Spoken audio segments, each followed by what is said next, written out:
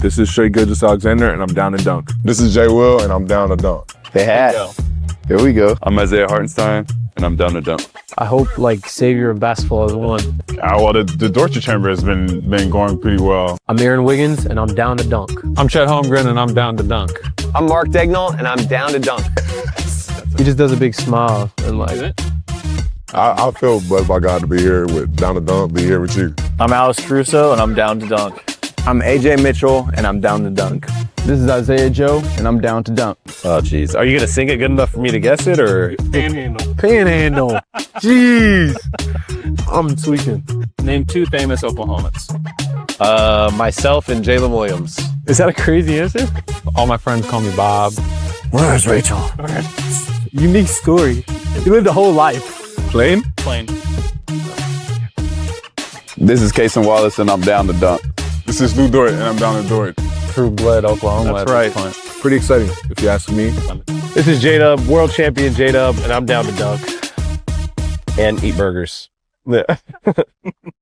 Ooh, welcome to Down to Dunk. I'm your host, Andrew Schlecht. We're part of the Athletic Podcast Network. Before I get to my good friend Alex Speers, I want to tell you about 2 other friends of mine, Aaron and Drew Reese of Shelter Insurance. Contact Drew, 405-478-7714, or Aaron, 405-773-5500. 2 of the best in the business, everybody. Everybody needs car insurance. Everybody needs home insurance. Maybe you have rental properties. Maybe you have a boat. Do you have a boat? You need to get insurance. And these are 2 guys that you can trust. They're Thunder fans. If you're listening to this, you're probably a Thunder fan. If you're located in the Oklahoma City, Bethany, or Mustang area, you should give these guys a call or a text today and support the people that support Down to Dunk. With me this morning, it's my good friend Alex Speers. Alex, what's up? What's up, Andrew? What is up? What's up? Thunder are 11-1. They beat. Beat just doesn't even seem like the right word. They just embarrassed the Golden State Warriors in OKC last night. A game that I thought, I was talking to Anthony Slater before the game. I was like, you know what? This should be a good game. It's I think on paper, this is the best team the Thunder have played since they played the Rockets earlier this season. I'm kind of looking forward to this game. And then by halftime, I was like, this is not going to be a good game. And it was not, because the Thunder were nearly perfect and the Warriors were quite bad. Was the first quarter the only thing holding it back from breaking out even earlier into a blowout was just that the Thunder had some really dumb turnovers. And Golden State, to their credit, that Buddy Hield strip on Isaiah Joe, good defensive play from Buddy Hield. Shout out Buddy Hield. But kind of an uncharacteristic, the turnover for the Thunder. Yeah. And that really felt like it was the only thing keeping them in that game. Totally. But I can only say that in retrospect, because at the time I was just like, yeah, this is going to be a back and forth game, whatever. But then as soon as this second quarter started, and you just started to realize how mid this Golden State team is. One thing I came away from this game feeling is my perspective of this Golden State team was highly biased towards what they did the first 2 games of the season. Yeah. Because they beat the Lakers, they beat Denver. Mm-hmm. They looked like the team that people had talked about in the preseason. Like, man, if they're healthy, watch out. This team was incredible post All-Star break. It looked like that team again. And since then, now granted, there's been 10 games since then. Steph has sat 3. He was sick. His first game back. They've been 23rd in offense over their last 10 games. Against, I would say, not like a murderer's row. They lost a game to the Kings. They had I think they lost to the Pacers. They had some bad losses in there. And again, some of those were without Steph. Mm-hmm. But yeah, man, you just watch this team and it's just like, okay, Steph can play better. Steph will be better. He's still coming back from his sickness. Jimmy just doesn't look, well, he looks like regular season Jimmy Butler. Only slightly interested in playing basketball, Jimmy Butler. Yeah, and same with Draymond. Draymond's just kind of he needs his first technical to get going. And then if it seems like the game's slipping away, he's just going to check out. But the rest of their team, man, like one of the things that stuck out to me was how many times Isaiah Joe blew by Brandon Pajemski. Yeah. Just blew by him. He did. Isaiah Joe. It's like Isaiah Joe, who is a guy that might go an entire game without dribbling. And like, multiple drives were just immediately got by Pods. And it's not like they have some amazing rim protector behind them. So it's not maybe their biggest problem, is that they did not play a even near average big man 1 minute last night. Like, they just don't have him. Quinn Post is not good. He's not good. Nice story, but he's not a good player. I mean, this is no shade to Brandon Carlson, but like if a team was relying on Brandon Carlson the way that Warriors were relying on Quentin Post, you would be like, oh, that's great that he's getting like a bigger opportunity. Yeah. But I'm not like super confident about a team relying that much on Brandon Carlson. In the same way, he only played 13 minutes last night, but a lot of that was just because they couldn't keep him on the court. It was can't play post. They would have liked to play him more. Yeah. Yeah, because he theoretically is the kind of guy that you want out there that spaces the floor. Yeah. He's got like some passing chops, but like defensively, he just had nothing to give. And you combine him with a few of these other guys like Pajemski, and all of a sudden it's like, man, this defense stinks. Yeah. It was so the contrast of watching the two sides of the court. Like sometimes I'll blur my eyes just so it just looks like blobs, just so I can see like, because it's I do it sometimes just so you can see like how active one side is just moving around in your vision versus like the slow black jerseys of the Warriors on the other side. Like it really was. I mean, it was like looking at a petri dish and just like all these active cells on one side, and then the other side is just like dying cells that aren't moving at all. They're all moving. I mean, it really reminded me of the Clippers, and they're old. Obviously, this is an old team because of their stars, but they have younger players. They have a lot more younger players than the Clippers do. Yeah. And still, they just looked a half step slow on everything. Yeah. They have all these younger players that Steve Kerr at one time or another has said, I don't really want to play that guy. Yeah, seriously. But just comparing the two, like the Thunder defense dictated so much of what the Warriors offense did. Yeah. And then meanwhile, on the other end of the court, it was like the Warriors were constantly on their back foot. Yeah. I mean, probably best exemplified by that play where Shea has the ball at the top of the key. Moses Moody reaches, Shea goes the other way, attracts three guys to him, easy dump off to Chet, easy dunk. Yeah. And Chet, of course, 100%. Pitched a perfect game last night. Yeah. Shout out to Chet. I was looking on StatHead of players that had like at least 23 points, 11 boards, and then were at least 9 of 9 or better from the field. Oh, Serge? Did you do playoffs? I didn't do playoffs. This is just regular season. And it's 34 times that it was done. Yeah. Not that many times. And when you break it down to like, did the guy attempt a 3-point shot? It's 1, 2, 3, 4 times. That's it. Who were they? Give us their names. Okay, I'll let you guess. I'm going to put you in the chair now. I'm thinking like, okay, I'm thinking of just the 3-pointer guys. Okay. Karl Anthony Towns? No Towns. It should be him because he's kind of like lower volume. It's really just Porzingis? It's just 2 other guys that have done it. Porzingis? Not Porzingis. And there's one like very like low hanging fruit. Oh, LeBron? No. Well, that would be a low hanging fruit. Our fruit's a little bit lower. What they have to have 10 rebounds though too? 11. 11. I mean, who? I can't think of. Jokic. Oh, Jokic. Duh. Yeah. Duh, freaking. Yeah. Jokic has done it twice. Yeah. And then the other guy, which is it's funny, Domantas Sabonis did it. Oh. Okay. Yeah. So made 2 threes in that game, actually. I was thinking, would a Sabonis for AD swap help anyone?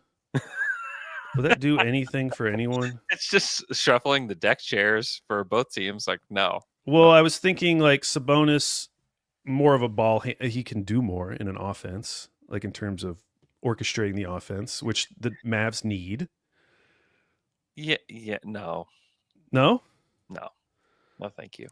I mean honestly, once we see what the return is for AD, you're going to be saying, "Ooh, in comparison, Sabonis is a great return." I mean, the question lies here. Like, do you want to pay Domantas Sabonis as one of your best players for your franchise? Yeah, but I mean, how much? I'd rather get picks and somebody who's not going to be on my team for very long. You're not getting crazy amount of picks for. I'd rather get pick. And I'd rather get pick. I don't want Domas. Yeah, so he has 2 more seasons after this season. AD has 2 more seasons, but of course he has a $63 million player option in 2 seasons. It's crazy. Uh, Anyways, that was an incredible night from Chet. And when you look at a lot of these guys, like most of these numbers that I'm looking at, it's like Wilt Chamberlain, it's Jared Allen, it's Dikembe Mutombo, it's Dwight Howard several times. Yeah. It's these guys. Rudy Gobert did it. Walker Kessler's done this. Kenneth Faried did it. Manimal. Most of these guys are guys that are just dunking the ball, right? Yeah. These are guys that score around the basket. They're grabbing rebounds. Like that's what they're doing.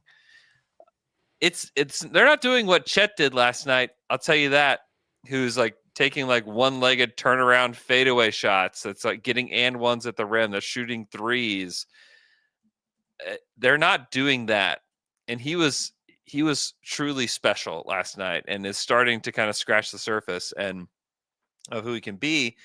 And it was really fun. If you haven't watched it, I would go watch his press conference from last night because you ask him any question and he was just an open book. He was just wanting to talk. It was like almost like a podcast with him. And like Chet is just like unloading everything. Cause I asked him about like his work that he does in the summer and how does he feel that paying off this season? He did sit down, Alex Flanagan, 8414 in the chat. He did sit down. He was like, and then he like rewound. He's like, you know what? It makes me think a lot about my first year, like right before, after I was drafted in between, before I played or didn't get to play my whole rookie season. Like he's like, I feel like I improved a lot and I put in a ton of work and I got a lot better in that stretch. But he's like, now after going through the playoffs, winning a title, seeing what these teams can do over the course of 7 games to like my game and to me, like he's like, I feel like I know how to work smarter now. And like I know what to do and how to improve in the right ways. And you're starting to see that a little bit from him. I think his passing has been better. I think his like general spacing has been better. He talked about how he watched like some film of him from the playoffs and he's like, man, I look so slow. I could not get any lift on my jumper. He was like, I just physically wasn't what I am today. And so we're starting to see like this leap from Chet, which we've talked about. We talked about it all summer. And I think like last night was like one of like the first, like, oh, like here's Chet. Like he's a ridiculous basketball player. And somehow maybe he's only the 3rd best player on the team. Yeah. And an important point for me is that even if he couldn't do that, what he did last night, what he did defensively last night is still what makes him a wildly valuable player. Like the offense is what takes him to like, has the potential to take him to like superstar status, but he is already a star as a defensive player. Mm-hmm. I mean, the way, I don't know what Steph was thinking on a few of these attempts. He's like releasing the ball at like Chet's shoulder level. It's like, of course you're going to get blocked, Steph. But then he had a really nice block on, I think it was Kuminga. But he, people continue to challenge him. I actually have a fun stat for Slam and Jam about like the new Chet in terms of like the young player that everyone is challenging right now. Yeah. Which is pretty funny. But yeah, people still challenge Chet, but he is so good defensively. Kuminga did it last night, 1-on-1 on the right side of the court. He's like trying to dance with Chet. Chet's not really budging. Yeah. He drives all the way to the rim and like puts up a really pathetic attempt at the rim that Stupid. Chet like completely contests. He didn't block it, but like Kuminga just careens off the side of the rim. It's like, what are we doing here? Like, what are you doing here? And Draymond expressed some frustration about people's commitment to winning after the game. Yeah. Jimmy Butler. I don't know if that was directed at Kuminga or who they're directing that at. Pajinski, Maybe himself. Maybe he's talking about himself. I don't know. Maybe he's disappointed in the delay of games that were happening last night, which was weird. There were two very weird things that happened last night in this game. One, both teams got 2 delay of games and got delay of game technicals. Both teams did. That was weird. And then also, Steph Curry got his first ever flagrant foul on an Isaiah Joe 3-point shot where he just was in his landing space. Yeah. Steph was arguing it, but he got his very first in 17 seasons, his very first flagrant foul. I was sitting, Anthony Slater's like 2 seats away from me, and he like leans up after the foul, and he's like, "You want to hear a crazy stat?" Like, yes, please. He's like, "That was Steph's first ever flagrant foul." I couldn't believe it. Like that blew my mind, and it happened here in OKC. That's cool. That is cool. Yeah. One of the takeaways from this game is just feeling like, man, small ball era is truly dead. Like, not that small ball can't have a role on teams, but it can't be the primary way to play anymore. You look across the league, OKC, huge now in the front court. Denver, always been huge. Double big last night, like primarily double big. And like to your point, like Mark was like, part of the reason that we can play Chet and Ihart together is because we have Jay Will. And like we can kind of shuffle in, like those 3 can play together. And like he's like, it's a huge advantage for us. Like Denver, like adding Valanciunas, they're huge. I mean, they've always been huge, but huge. Houston, huge. New York, huge. Cleveland, huge. Like those the like small ball revolution, it is dead. It is dead. There was a time when that was seen as like it was the meta. It was the like this is play this way. You have to play this way. Traditional bigs are extinct. Mm-hmm. And to be honest, like I think I came around too slowly to this. Like when thinking about draft picks and thinking about some of these bigs that have been in these recent drafts, and still being in that mindset of like, well, you can't take a traditional big this high, like someone like Donovan Clingan or something like that. Yeah. But like those guys have value. They can play. I mean, we'll see. Even when I bet Zach Edey's going to really help Memphis because they could use anything. They could just use basketball players. But any viable player would help Memphis at this point. But I mean, part of it too, though, and why the double big has like circled back around is that like the big men now that are playing significant minutes are very skilled. Like I don't think you could just drop Joel Prisbilla or somebody on a roster today and like he's suddenly like how dare you, like a great player. Yes, you could. I think you have to be skilled. I think Hartenstein is like such a great story because of like the player that he is, man. Like he didn't have like some crazy stat line last night, but he is clearly an improved player, and like that is probably like going a little bit under the radar, as we are 12 games into the season. For a lot of teams, like Hartenstein's just a flat out a better player. And part of it is like he's super skilled. He's learning how to play with his teammates better. And like the fact that you can play those 2 bigs together and the spacing feels better, their chemistry feels better. It's not like this clunky lineup.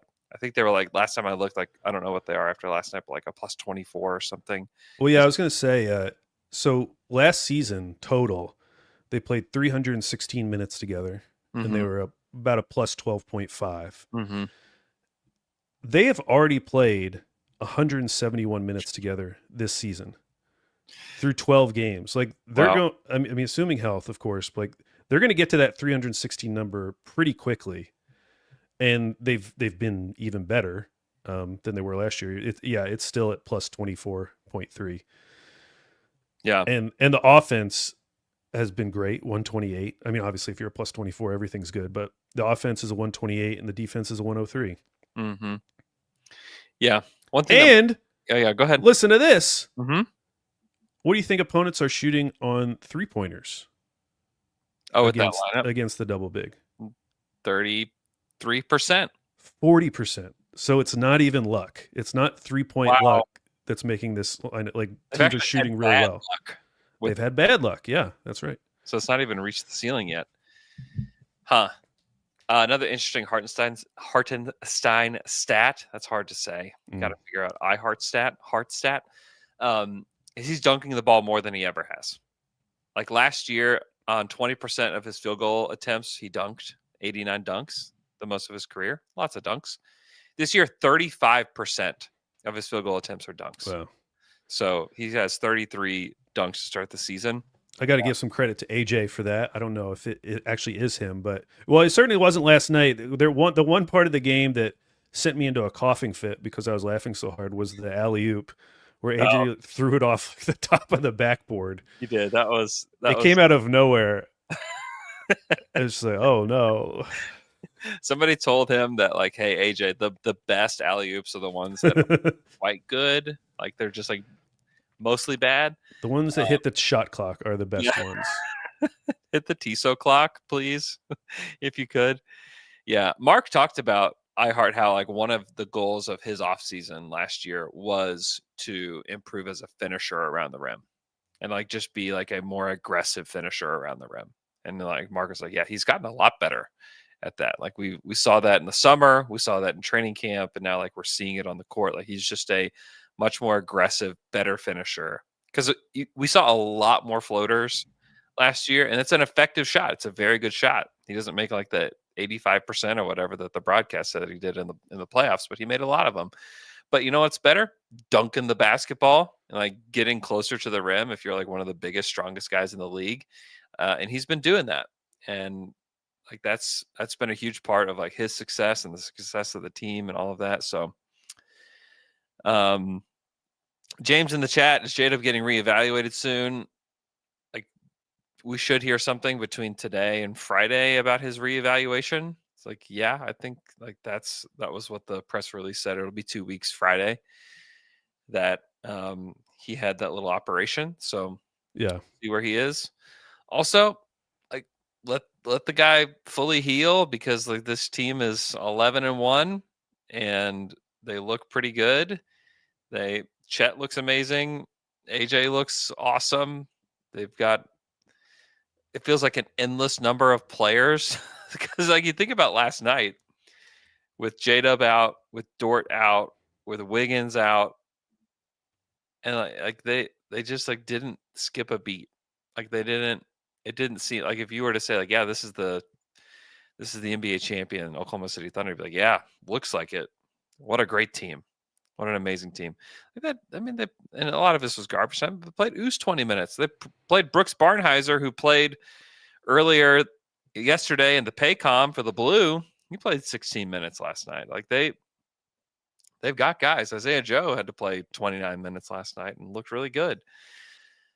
So yeah, I mean, like they're in great shape, and their schedule isn't like crazy hard for a while. So like just let J-Dub get better. Like let the guy heal, let him get to 100%, and maybe, I don't know, bring him back by Christmas. I don't know. I just mentioned without looking it up that I bet there's a good connection between iHeart and AJ. Yeah. For both of them, the other one is the guy they've had the most assists to this season. So AJ has assisted iHeart on 10 buckets, and iHeart has assisted AJ on 9 buckets, and that leads both of them. Wow. In terms of the guy that they are most of the time interacting with on the court. Yeah. That's pretty good. That's a pretty good combo. Yeah, that second unit is going to be a cheat code for them. Yeah, those guys are a plus 19.3 on the court together. AJ and iHeart. It's just not 204 minutes. It's just not fair. Like it's just simply not fair. Like the advantage that they're going to have, especially when Dub comes back, when you can like sneak him into these lineups. Like I think you forget, like this is their second best guy. This is their second best player that you just get to plop onto the roster here at some point. Yeah, it's it's going to be absurd. Like the lineups, like, and we're only 12 games in. The lineup data is like not. It's not like the end all be all at this point, but like there's some lineups out there that you're like, wow, like they are crushing. They're absolutely crushing. Like this isn't real by any stretch of the imagination. It hasn't even played that many minutes together, but this Mitchell, Wiggins, Chet, Caruso, iHeart lineup is a plus 71 in their minutes together. Like it's just crazy what they can throw out there. It's like that doesn't even include the MVP. Isn't even in that lineup. And so I don't know.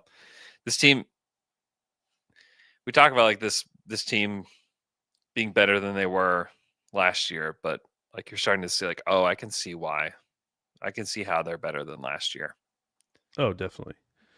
Yeah, AJ just has kind of changed the calculus for the non-Shea minutes. Yeah. Even though we were feeling good about Dub coming out of the playoffs, so yeah. We're spoiled. We're spoiled. We're spoiled. Outrageously spoiled. The Mavs just fired Nico Harrison. We have their pick in a few years. We're spoiled. I know the 2028 pick swap is looking pretty good right now. I know.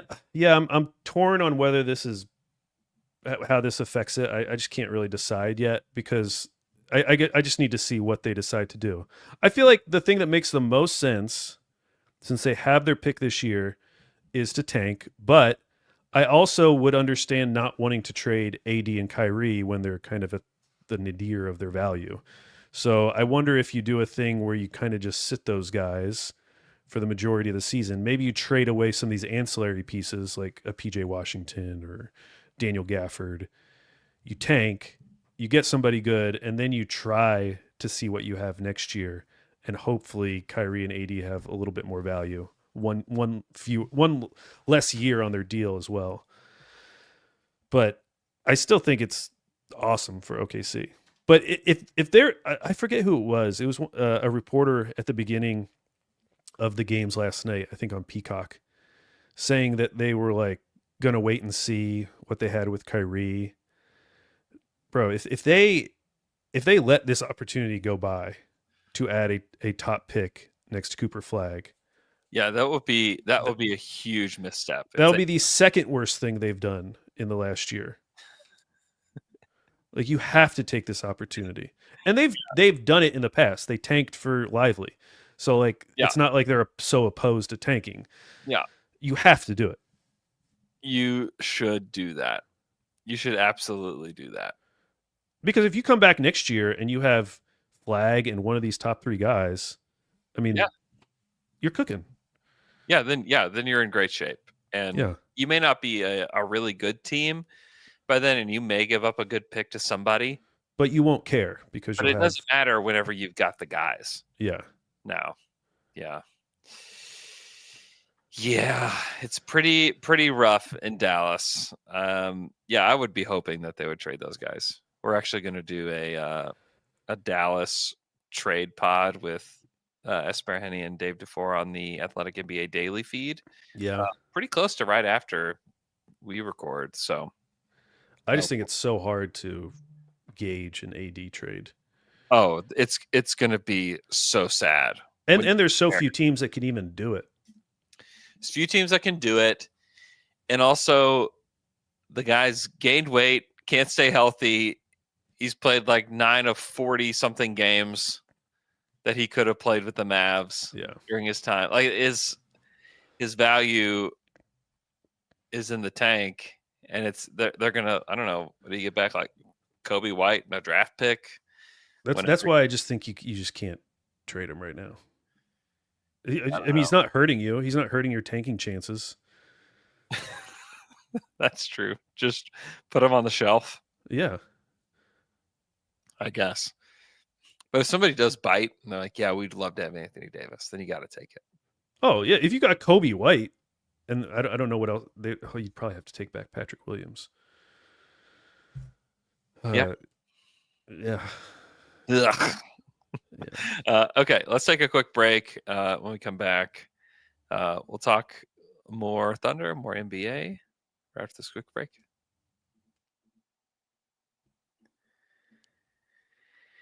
And we're back after that quick break. And we're back. I want to tell you about my friends over at Bob Moore Kia. Go check out Bob Moore Kia today. They're over off of Northwest Expressway in between Council and Rockwell and Northwest OKC, our old stomping grounds right now. You can get a Telluride, beautiful vehicle. This offer ends on December 14th, a 2025 Telluride S for $295 for 24 months on 10,000 miles per year, $3,995 plus title and tag due at signing, or 0.9% for 60 months. Right now, you can finance through Bob Moore Kia. Also, you can get a K4 for $295 a month for 24 months at 10K miles, $1,995 plus title and tag due at signing. Great deals, great vehicles. We're still driving around the Kia Carnival. Beautiful vehicle.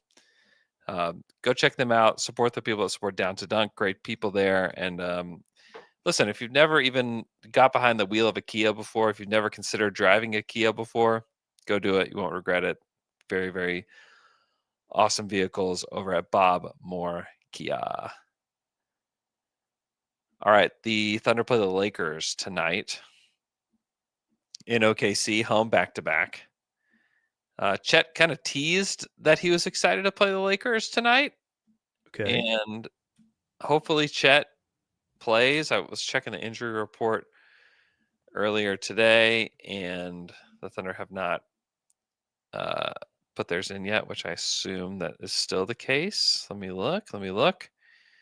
But it'd be great to see Chet and iHeart play. Yeah, they have not submitted yet. Obviously, LeBron is out. Gabe Vincent's out for the Lakers tonight. Everybody else is playing, so that should be fun. Getting to see Luka and Austin Reeves and those guys. DeAndre Ayton dominating out there. Yeah, this is the this is cleaning the glass. Any guesses of what the Lakers are currently ranked offense and defense? Oh my, 8th in offense, 13th in defense. I don't know. They're 6th in offense, just one spot behind OKC. They're 21st in defense. Yikes! This has not been a good defensive team, and this is by far the best team they've played. Mm-hmm. They did get a very nice win over the Spurs. Yes. 2 wins over the Timberwolves when the Timberwolves were kind of funky early in the season. But other than that Spurs win, I wouldn't say they haven't beaten the Nuggets or something. Okay, so I'm feeling more confident now that I've looked at their schedule. Yeah. OKC's better than this team. They should beat them. We should be talking about what a difficult matchup it is for LA. Yeah, I mean, for real. I think that's probably how it should be talked about. Now, I do think back to like that 2-game mini series they played against the Lakers late last year. Yeah. And I feel like it was kind of like a pivot point for OKC in some ways because they got their butts kicked by the Lakers. They did. They got manhandled by that team. And so I just wonder if there's something about the Thunder that is circling this matchup in some way. Now, you think bulletin board material from a March matchup? I think it's for real. I think that's for real. I think that game was like a really good wake up call for that group. I really do. As a reminder, in that game, the Lakers shot 55% from 3. Yeah. 22 of 40. The Thunder shot 32%. Yeah, which is not an uncommon tale with the Thunder. It's not, but give that's why that the reaction to that first game was just so crazy because it's like, okay, yeah, sure, if the Lakers shoot 55% against the Thunder every night, then yeah, it'll be bad. They beat them the very next game. They beat them by 16. And You know what? The Lakers shot from 3 in that game, 45%. Still really good. Maybe they just are really good from 3 against the Thunder. But the Thunder in that second game shot 49% from 3. That helps. Helps a It lot. helps. And getting Luka tossed at the end also helps. Yeah, now Lou Dort's not back. That's an issue. Yeah, for sure. Because like he's been the Luka guy. And the player you'd say would be number 2 on your preference list would be Dub, also out. 100% true. So I don't really know who you put on Luka. You might have to come up with something fancy. AC. We'll get his AC, shot yeah. at him. Yeah, AC, Certainly. I guess. Yeah, I guess that's a really good option too. Yeah, I guess an all defense caliber guy. I guess we'll just try him on him. See what happens. A 2-time all defensive guy just sitting on the bench. Oh yeah, we do. Don't worry. But against Austin Reeves, okay, who's gonna? Queso? Oh yeah. Queso Wallace was so good last night against Yeah, Curry. Oh my gosh, he was so good against Curry. He was like, I mean, he was an absolute nuisance, just a menace to Steph Curry. And I mean, he'll get a chance on Luka. I know that he's a lot smaller and not nearly as strong as Lou Dort is, but like what guard is. But he'll get his chance to guard Luka. You know, like that will happen. So I wonder, like, if they're playing the same guys that did last night, you know, what does that look like? Because I mean, AJ is an improved defender. Like he's not a guy that I think is a bad defensive player anymore. I think that he is disruptive and he's strong, and I think that he's somebody that can handle a little bit more than you think. Like he defended Kuminga to start the game, and so like it's not ideal, but like there's going to be some cross matching stuff that's going to happen. You know, with OKC, it really just kind of has to happen. But it should be really exciting. It should be a really, really fun game. I hope we get like a really good basketball game between these two teams. I hope we don't. I hope they blow them out. I hope they destroy them. I hope that people are talking about trades for the Lakers after the game. Talking about how bad Ayton and Marcus Smart are, and like, oh, what terrible offseason acquisitions. And yeah, I'm fully prepared for them to play a good game against OKC, but you look at some of those second units. I mean, come on, like OKC should dominate their second unit. Yeah, their bench gets pretty thin, and I mean, like they're like Dalton Connect will play, Jackson Hayes will play, Nick Smith Jr. has like been strangely important to them at times, especially with Gabe Vincent out for as many games that he's been out. Yeah. Their second unit is not close. Bronny James has played 7 games. Yeah. Yeah. So I do think this is the best team. No, it's not. They played Houston. They played Houston. Since Houston, best team. Yeah, I would have thought it would have been the Clippers, who have not been good. More. Which I'm part of me just kind of doesn't want to look at Tankathon at all, just because it's like, yeah, I don't believe the Thunder are getting the 7th pick in the draft. You know, I mean, Tankathon is such a rush this year because so many teams, like right now in the lottery, 5 of the 14 picks are going to other teams. Yeah, that's awesome. It's true. Oh, I spun it once. OKC, number 1 pick. Wow. I got number 3 pick. That's great. We'll take anything. I'll literally take anything. Wouldn't say no to getting AJ DeBansa on this roster. That wouldn't be a bad thing. Now the Jazz one, that'll go away. So really it's 4 of the lottery picks will transfer. Yeah. Because there's no way that... You think. Hopefully they don't find themselves in the danger zone with Utah.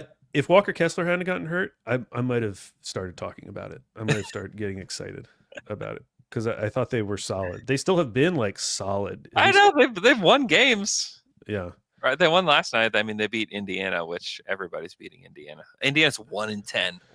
Yeah, that's crazy. Oh gosh, our guy JRE is starting for them, which is kind of cool. That is also crazy. They have 2 Thunder tankers starting for them, and Tony Bradley and Jeremiah Robinson Earl. How about that? If I were Jarris Walker, I'd be so mad. What's the deal here? What was the idea from? What was the rationale from the Pacers side to make that deal with the Pelicans? Like, what made them want to do that during the finals? Have people talked about that? Oh, I mean, they got additional draft capital, right? Oh, did they? I think so. Okay. It was just such a prescient trade. I mean, it looks so brilliant now. And obviously they didn't know Hallie was going to get hurt.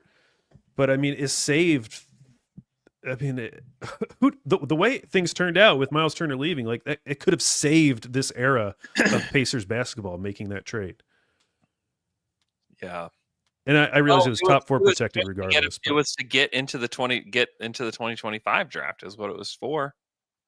Well, that's what the 23rd overall pick in the 2025 draft and the rights to Mojave to the New Orleans Pelicans in exchange for Indiana's own 2026 first round pick. That was it.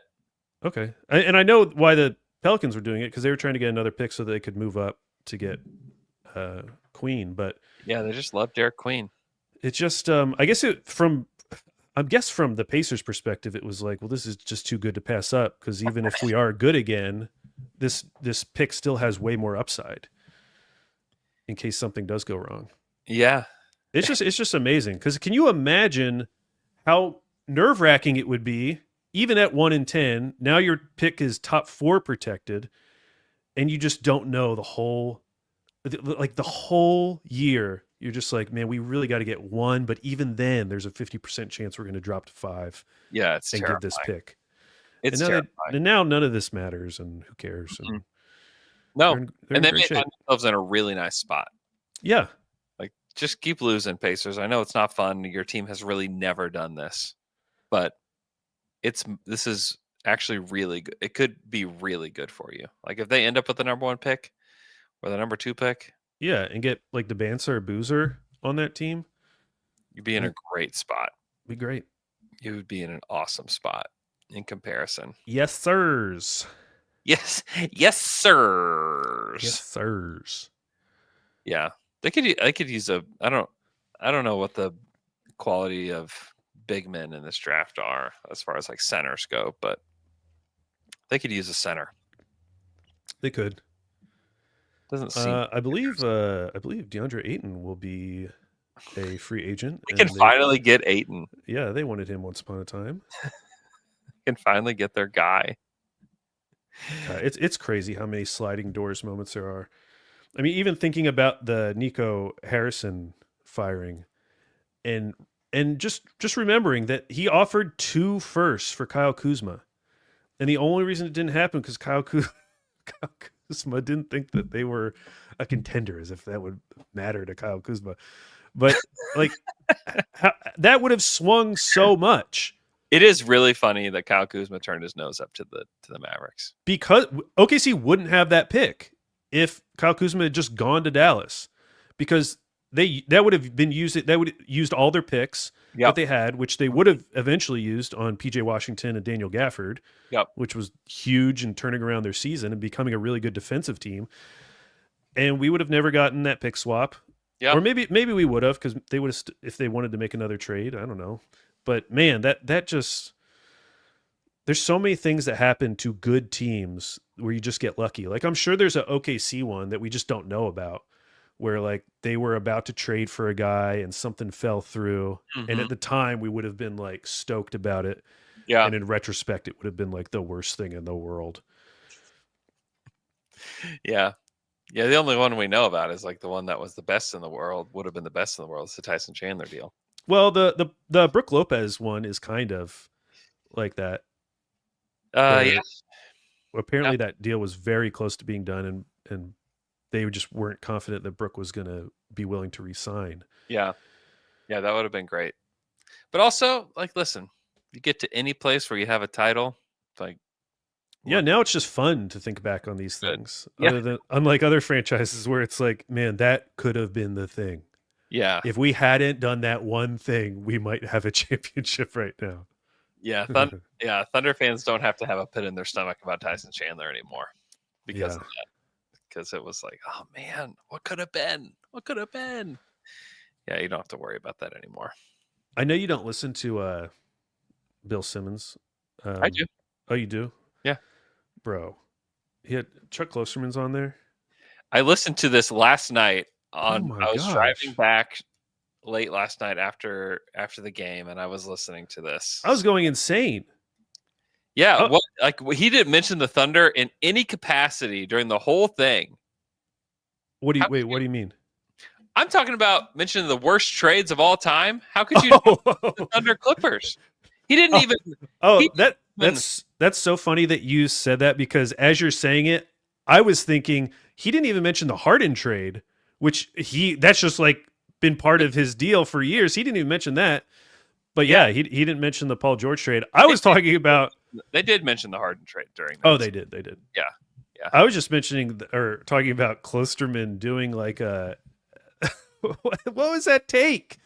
Nico was treated unfairly. Talked about it for like 15 minutes. What is he talking about? What are you talking? One of the things I was thinking about with Nico Harrison is that it was the first move in NBA history that really didn't spawn any bad takes, because everyone had the exact same take about it, which is this is the worst trade I've ever seen. Yeah. And as I'm thinking that, I turn on that pod and Klosterman's like, I think Nico Harrison was treated unfairly. It's like, what? It was so weird, because like his take is essentially like either you win the title or nothing's worth anything. I know. I hate that. What are you talking about? Like, that's not how this whole ecosystem works. Only one team out of 30 can win it every year. I know. As much as I would like to pass off the failures of the James Harden trade, him saying like, well, the Rockets never won a title, so who can say who won that trade?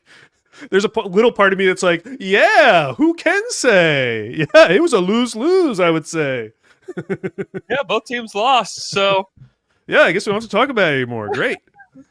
It's crazy. But like, come on. A top 5 player in the NBA. Potentially a top 3 player in the NBA. You know what? Don't know that it's going to result in a title, so you might as well just whatever. Yeah, those are some insane takes. It was truly like, sometimes like people think they're so smart that they are like so stupid. See, what I think happened was that moments. I think they weren't planning on talking about Nico Harrison, because you could kind of hear it at the beginning where Bill just kind of brings it up. And so I think Chuck was just like vamping and just got himself into this hole because he was trying to come up with an interesting take, which, there just aren't that many interesting takes. Like it truly was. Everyone was in agreement. It was one of the worst trades we'd ever seen. Yep. It'll go down as one of the worst trades. There's not a ton more to say at a certain point.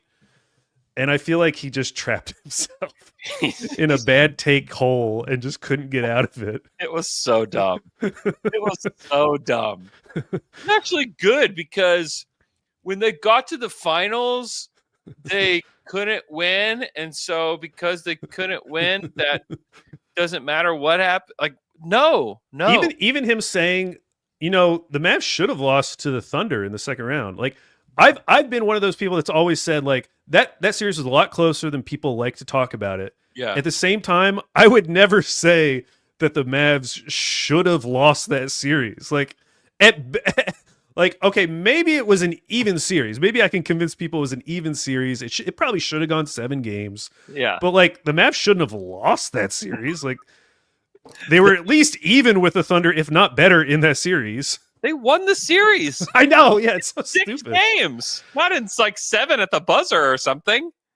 No, they should have lost. They should have lost, and then this would all make a lot more sense. Insane logic. It is insane logic. Yeah. It just doesn't make any. That made no sense. I was just so excited to listen to some Nico Harrison pods, just because. It's just fun to talk about how bad it all was. It's so bad. And tuning into that and be like, what am I listening to? Why am I listening to a Nico Harrison defense right now? What is this? I didn't think that would exist. And you could tell Bill was so confused. He like didn't know how to handle it. It's like, man, like treated unfairly. Like Nico did it to himself in so many ways. Obviously, you do the trade, but then everything else you say after, Yeah. like everything he publicly said was just like digging the hole deeper and deeper and deeper. And it was just astounding. It's just astounding that he's like that. Fans are finally trying to get, seeing the vision here. It's like, what? Like, what are we talking about? I mean, the craziest part about that, the whole fallout from the trade is that like post trade, the like biggest gift that you could ever get to help your case actually happened. And it still was a massive failure. Like getting that number 1 pick. Yeah. I mean, imagine what position they'd be in if they had just gotten the 13th pick. I don't even remember who was in that range. Taking Thomas Sorber, and now you're just like, man, we have like nothing going forward. I mean, Derek Queen was the 13th pick. Like if they got like, poor Derek Queen in a sliding doors moment. He either has to be like the fall guy for this terrible trade in New Orleans, or he has to be the Luka replacement for the Mavs. Just like ultimate pressure in both scenarios. Well, as Nico Harrison says, fortune favors the bold. Hey, you know what? Maybe they would have been the Hawks in that scenario and would have gotten the Pelicans pick and would have tanked this year and would have had like 2 top 3 picks. Maybe that could have happened. Bold, baby. That's what Nico Harrison said after he got the first pick with having a 0.8% chance. Yeah. That's the message to everybody. Fortune favors the bold. No, it doesn't, Nico. You just got lucky, dude. What are you talking about? You just got like 5 more months. Yeah, you got a 5-month life raft because you got the number 1 pick. Because otherwise, there's no way he makes it through the summer. There's just no way. No, it would become so obvious. Oh, it's so funny. It's so funny. Thank you. Yeah, I'm really glad I'm not a Mavs fan. That is like, yeah. I mean, the Kings fans, I feel like that's death by 1,000 cuts. Yeah. Where they're just killing you every single season slowly. Your blood is slowly draining from your body. But this was like a decapitation of a fan base. And I just don't know how it would be so hard to come back. Yeah. If like somehow like Mark Cuban was like still the owner of the team, like I would have faith in like this thing like figuring itself out. But like DeMont like signed off on the trade. Yeah. Like I do not trust, and David Aldridge wrote a piece on The Athletic about it this morning. That came out this morning, just about how like he's gone, but like ownership that signed off on the trade is still here. Hey, at least that ownership was caught apologizing. That's a big step. But didn't even mention the trade in the apology.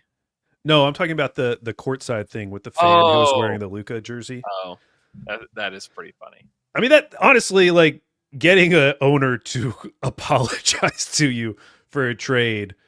I mean, that's just so. You would just. I just feel like most owners in that position would do whatever they could to cover their butt the entire time. Yeah, would never give anything. So that's something. It's a little glint of something. Yeah, I got Christian Clark talk to the kid. Oh, really? Yeah. So, man, it is a mess. And I know that like they feel like some like sense of victory getting rid of Nico, but you're still in the same circumstance. You still don't have Luka. Yeah. You luckily have Cooper Flag, but now it's like now you have to like really try to build a good team around him. And you have 2 injury-prone guys that make $100 million. Well, unfortunately, all that like animus towards Nico, it's going to go somewhere else because his team's still going to suck, and I'm guessing it will be towards AD, since he will kind of be seen as the last vestige of this trade. I mean, they seem to like. I mean, you can't really get mad at Max Christie. No, he is actually probably somebody you want to keep around.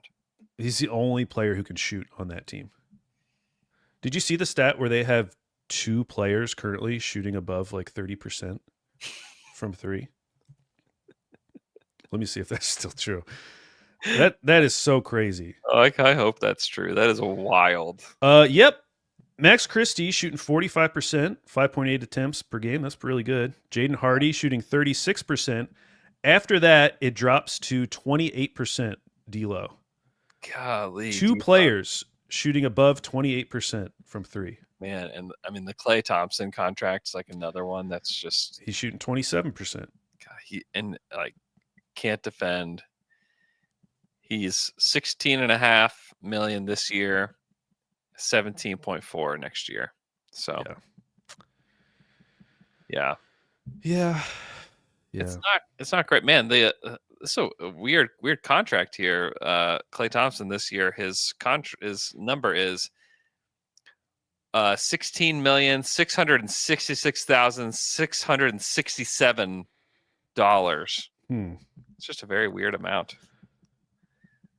And it's not flat because it goes up. So it's not like just dividing by 3. Yeah, it's just a very weird amount to read. It's just a very weird amount to read. Okay. Fry Pod this Friday. We'll discuss the Lakers game and preview the Thunder back on the road again in they go to New Orleans, but they play Charlotte and then New Orleans on the road before they come back and play the Kings next week. God, how are we playing the Kings again? Poor Kings.